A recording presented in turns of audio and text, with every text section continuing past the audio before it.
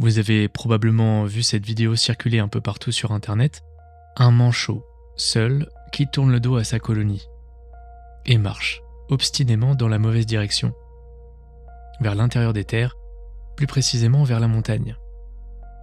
Mais surtout, vers la mort. Pour ce manchot, quitter la colonie signifiait effectivement la mort.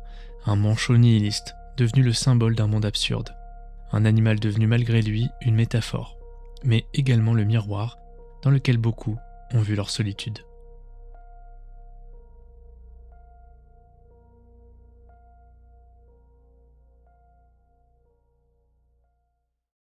En 2007 sort le documentaire Encounter at the End of the World, réalisé par Werner Herzog. Herzog y part à la rencontre des femmes et des hommes qui vivent et travaillent sur la base scientifique de McMurdo, au cœur du continent antarctique. Des profils atypiques, souvent en rupture avec une vie plus classique, réunis dans l'un des environnements les plus extrêmes de la planète. Le film montre leurs recherches, leurs idéaux et leurs motivations, mais également les paysages du continent blanc immenses et presque irréels. Sans jamais chercher à rassurer, Herzog évoque en toile de fond la fragilité de cet écosystème, les menaces écologiques et, plus largement, ce que ces lieux disent de l'avenir de l'humanité. Pendant longtemps, il reste relativement confidentiel. Et puis, début 2026, un court extrait commence à circuler massivement sur Internet. On y voit un manchot à Delhi s'éloigner de sa colonie. Il marche, parfois tourne le regard vers sa colonie, et s'éloigne petit à petit. On a vraiment l'impression qu'il comprend, qu'il perd ses proches, et les regarde une dernière fois. Il ignore l'océan, et choisit les montagnes, un endroit où biologiquement il ne peut pas survivre. En quelques jours, l'extrait est repris partout, sur toutes les plateformes. Très vite, il change de nature. Le manchot devient un symbole. Dans les commentaires, les interprétations se multiplient. Certains parlent de dépression, et d'autres du fait de mettre fin à ses jours. D'autres encore d'un refus du collectif, d'un individu qui quitte le groupe conscient de ce qu'il attend. Ne pas chercher le confort et embrasser l'aventure et l'adversité. Le manchot est une métaphore dans laquelle beaucoup projettent leurs propres sentiments de décalage. Pourtant, dans le documentaire original, rien de tout cela n'est formulé. Le réalisateur se demande juste « mais pourquoi ?» Il se demande pourquoi ce manchot part seul vers la montagne. Herzog ne parle pas d'état de révolte ou d'un quelconque nihilisme. Il décrit simplement le comportement observé. Dans le film, il explique que certains manchots quittent parfois la colonie et marchent vers l'intérieur des terres, pour des raisons qui, à l'époque, restent mal comprises. Le plus surprenant, c'est que le manchot est plusieurs fois ramené par les scientifiques vers sa colonie, mais décide toujours de repartir vers la montagne. Quelque chose pousse notre manchot à partir. Mais une fois extrait de son contexte, le plan ne raconte plus la même chose. Internet diffuse ce que le fait évoque. Ce manchot touche quelque chose de très précis chez nous. Pourquoi cette image nous marque-t-elle autant et surtout pourquoi nous avons immédiatement besoin d'y voir une intention ? La plupart des animaux meurent sans que cela nous bouleverse. Mais ici, c'est un peu différent. En fait, c'est peut-être parce que l'action ressemble un peu trop à une décision humaine. Très vite, on prête au manchot ce qu'il n'exprime pas, une espèce de conscience ou une forme de lucidité. Une compréhension de ce qu'il attend une fois qu'il atteindra la montagne, une fois qu'il aura accompli son dessein. Mais cette lecture pose un petit problème, parce qu'elle suppose que l'animal sait où il va et même qu'il anticipe la mort. Or, rien dans les images, ni les données scientifiques, ne permet d'affirmer ça. On pourrait très rapidement conclure en disant que le documentaire ne nous montre pas un animal qui décide de mourir, mais simplement un animal désorienté ou affaibli. Et du coup, stop, clap de fin, l'histoire se termine. Oui, on pourrait s'arrêter là effectivement, mais ce serait passer à côté de l'essentiel. Car le plus intéressant n'est pas que cette interprétation soit erronée, c'est qu'elle est émergée 19 ans plus tard, et qu'elle ait résonné chez autant de personnes. Ce manchot est devenu viral à cause de ce qu'il nous permet de raconter. Il offre une image simple d'un individu seul face à un monde qui ne lui correspond plus. Et cette image surgit dans un contexte où beaucoup se sentent eux-mêmes en décalage. L'animal ne dit rien, mais nous, si. C'est une scène qui est finalement devenue un support de nos projections. Mais avant même de chercher à comprendre ce que le manchot est réellement en train de faire, on devrait plutôt se demander pourquoi avons-nous autant besoin que ce geste ait un sens. Bon, à ce stade, on aimerait bien comprendre ce qu'il se passe concrètement avec notre petit manchot. Dans le documentaire, Werner Herzog, face à cette scène, ne répond pas à la question qu'il avait posée, de pourquoi ce manchot réagit comme ça. C'est un peu frustrant qu'il ne donne pas de réponse définitive à ce moment-là. Et d'ailleurs, je ne pense pas que ce soit un oubli de sa part. mais plutôt un parti pris pour laisser libre cours à l'imagination du spectateur. On sait juste que ce comportement existe, il est rare certes, et surtout il n'est pas intentionnel. Il faut chercher un petit peu plus loin pour le comprendre. Les scientifiques qui étudient les manchots à Delhi ont identifié plusieurs causes possibles à ce type de comportement. Déjà la première, la désorientation. Les manchots s'orientent grâce à un ensemble de repères qui sont la lumière, le relief, le champ magnétique terrestre et enfin la mémoire du trajet entre la colonie et l'océan. Et quand l'un de ces repères est perturbé, le système peut se dérégler. Dans certains cas, un manchot peut perdre sa capacité à identifier la bonne direction. Il ne choisit pas la montagne, il ne sait simplement plus où se trouve la mer. Il y a aussi la possibilité de troubles neurologiques comme les infections, les lésions internes ou encore un affaiblissement général. Autrement dit, le manchot quitte la colonie et marche seul parce que quelque chose en lui ne fonctionne plus correctement. Et c'est très important de le dire clairement, puisque du moment où on comprend cette action de sa part, toute la narration héroïque ou tragique s'effondre. Il n'y a pas de quête et encore moins de messages cachés. Et non, ce n'est pas un choix existentiel, il y a un être vivant désorienté dans un environnement où l'erreur ne pardonne pas. D'un point de vue biologique, c'est assez brutal, mais c'est aussi très banal. La nature est pleine de créations dysfonctionnelles et de comportements aberrants, d'êtres vivants qui meurent sans raison. Simplement, la plupart du temps, on ne les filme pas. Et ce qui rend cette scène particulière, c'est le fait qu'on la regarde en plan large avec aucune coupure et sans explication. Et pendant ce temps-là, le silence ouvre un espace qui nous permet à nous, téléspectateurs, de rêver et d'imaginer quelque chose pour ce manchot. Admettre la désorientation de celui-ci demande quelque chose de difficile. Accepter qu'il n'y a rien à comprendre. C'est un événement absurde au sens le plus littéral du terme. Et à partir de là, beaucoup vont décrocher, parce qu'ils trouvent que cette lecture n'est pas satisfaisante, puisqu'elle ne raconte plus rien finalement. Dire que ce manchot est simplement désorienté, c'est enlever toute possibilité de raconter une histoire. Par exemple, comme je l'ai dit un petit peu avant, d'ajouter une conscience à ce manchot. Ça marche parce que ça devient une décision héroïque. On transforme son dysfonctionnement en geste symbolique parce qu'on adore faire ça. L'idée qu'un être puisse marcher vers sa mort sans le savoir nous dérange plus que l'idée qu'il le fasse en connaissance de cause. Dans le premier cas, le monde est chaotique, et dans le second, il est tellement plein de sens. Ce manchot nous renvoie à la possibilité que certaines trajectoires n'aient jamais été voulues, qu'elles ne disent rien, qu'elles arrivent, puis se terminent. C'est perturbant de comprendre que notre manchot star meurt sans raison. Sur les réseaux sociaux, beaucoup ne se sont pas contentés de le regarder. Ils lui ont prêté des significations très différentes. Partout, l'extrait est commenté avec des légendes existentielles ou humoristiques, allant de l'idée de renoncer à tout et de marcher vers l'inconnu, à des références à l'épuisement émotionnel moderne ou au désengagement face aux attentes sociales. Et même sur Reddit, des gens évoquent explicitement l'idée que le manchot pourrait représenter quelqu'un qui choisit un chemin sans sens, mais qui lui semble le seul valable. Une façon de projeter sur l'animal leur propre dilemme existentiel.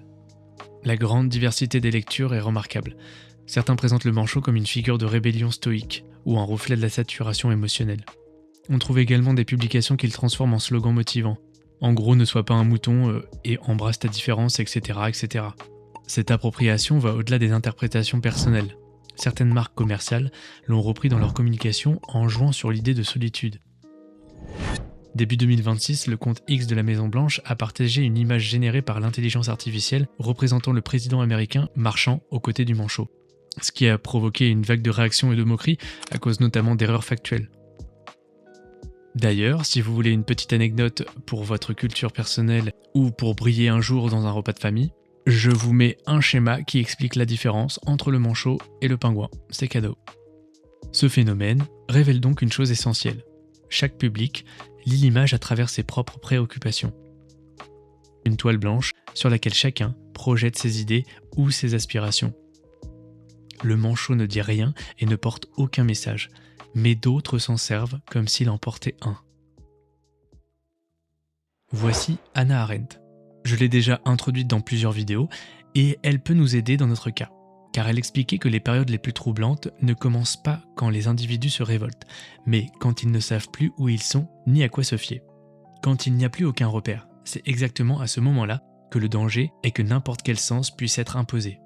Et bingo, c'est exactement ce que nous faisons avec ce manchot. Ce mécanisme traverse notre manière de regarder le monde aujourd'hui. Dès que quelqu'un décroche, s'isole, s'épuise ou se retire, on cherche à y voir une signification, un refus conscient du système. comme si reconnaître la désorientation était plus difficile que de la romantiser. Le manchot n'est donc pas une métaphore de l'absurde, il est le révélateur d'un gros malaise. Le fait que nous sommes dans l'incapacité d'accepter que certaines trajectoires ne soient ni des choix, ni des leçons, simplement des pertes de repères. Il y a une idée très ancrée dans nos vies, c'est l'idée qu'il faut aller jusqu'au bout d'un chemin qu'on a choisi un jour, et parfois dans un contexte qui n'a plus grand-chose à voir avec celui d'aujourd'hui. Très tôt, on apprend que s'arrêter est étrange, que si vous vous orientez vers quelque chose d'autre, vous perdez une partie de votre identité, assimilée à cette trajectoire, que faire demi-tour ressemble à un aveu d'échec. Alors, dans beaucoup de situations, vous continuez par défaut. Même si vous y croyez encore, vous continuez parce que vous avez déjà investi du temps et fait des sacrifices. Et surtout parce qu'il y a cette difficulté très concrète qui est d'expliquer pourquoi vous vous arrêteriez maintenant. Pourquoi vous n'iriez pas jusqu'au bout. Ce n'est pas toujours la direction qui vous retient, mais le fardeau de ce qui a déjà été engagé. Alors vous avancez, encore et toujours. On confond facilement la persévérance et l'obstination. La persévérance, c'est continuer quand une direction a encore du sens, même si c'est difficile. L'obstination, c'est continuer simplement parce qu'on ne sait plus comment s'arrêter. Mais il y a un petit souci, car socialement, les deux sont souvent valorisés de la même manière. On admire ceux qui ne lâchent rien, ceux qui vont jusqu'au bout, quoi qu'il en coûte. On parle beaucoup moins de ce que ça coûte réellement. Dans beaucoup de trajectoires humaines, continuer n'est pas une décision réfléchie. C'est une manière d'éviter une question plus inconfortable. Est-ce que je suis encore au bon endroit ? S'arrêter obligerait à regarder ça en face et à reconnaître que ce qui faisait sens avant n'en fait peut-être plus. À admettre qu'un choix passé n'est pas une obligation. Et ça, c'est difficile, parce que ça bouscule l'image qu'on a de soi, ou de tout ce qu'on a pu raconter aux autres pour au final ne rien faire. Avancer n'est pas toujours aller quelque part, c'est une confusion très courante. Le mouvement rassure, même quand il ne mène nulle part. Il donne le sentiment qu'on contrôle encore quelque chose, alors qu'en réalité on évite surtout de s'arrêter assez longtemps pour comprendre ce qui ne fonctionne plus. C'est exactement ce que l'histoire de notre manchot nous dit. Il marche, il avance et ne s'arrête pas. Vu de l'extérieur, ce mouvement peut ressembler à de la détermination. Pourtant, on sait que ce n'est pas le cas. Et malgré ça, notre réflexe reste le même. Interpréter ce mouvement comme une décision. Et dans nos vies, c'est la même chose. Si un de vos amis s'arrête alors qu'il est dans une voie qu'il a toujours empruntée, vous allez forcément lui demander pourquoi. Quand quelqu'un continue, on le félicite encore, d'autant plus si le chemin est ardu. Sa résilience paraît donc légitime.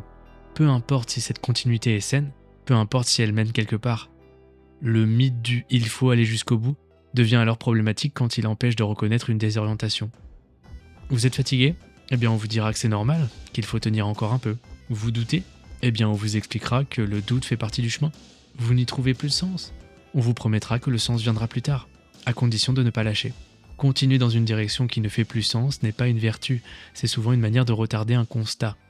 S'arrêter dans ces moments-là, c'est souvent la seule façon de retrouver un minimum de lucidité. Donc, finalement, si cette image nous touche autant, c'est parce qu'elle fait écho à quelque chose que beaucoup vivent aujourd'hui, sans toujours réussir à le formuler. C'est-à-dire le sentiment de ne plus très bien savoir où l'on va dans ce monde, ni pourquoi on avance encore dans telle ou telle direction. Mais derrière tout ça, il y a bien souvent des trajectoires qui semblaient complètement logiques à la base, et qui, à un moment, ont cessé de faire sens. J'avoue que le romantique en moi s'est vu un petit peu piqué par cet extrait, puisqu'il est facile de rêver et d'être galvanisé par ce genre de passage. Et quand on s'est perdu en chemin, le simple fait de se dire qu'on a compris, qu'on s'est éveillé, ça peut paraître être plus logique, c'est même du bon sens et c'est rassurant.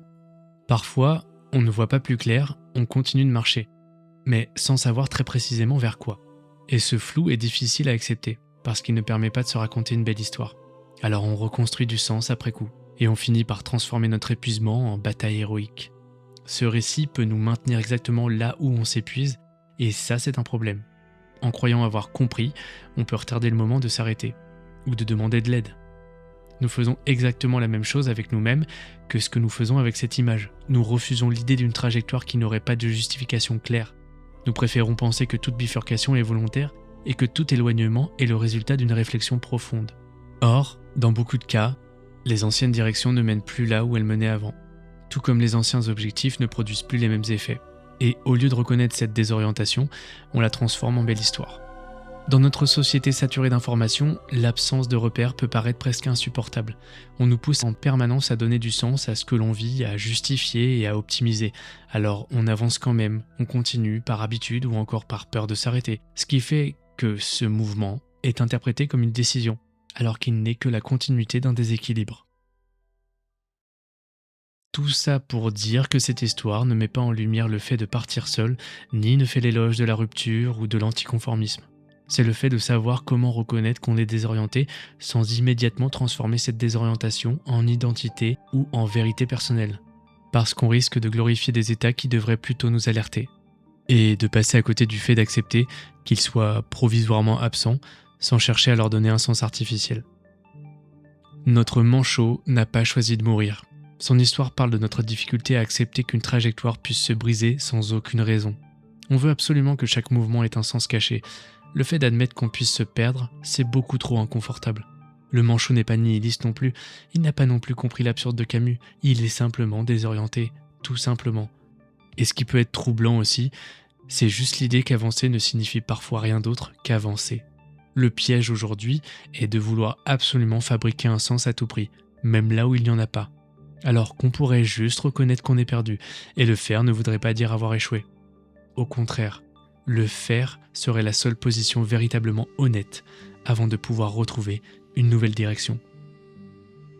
Chercher un sens à tout est souvent une manière de fuir le vide.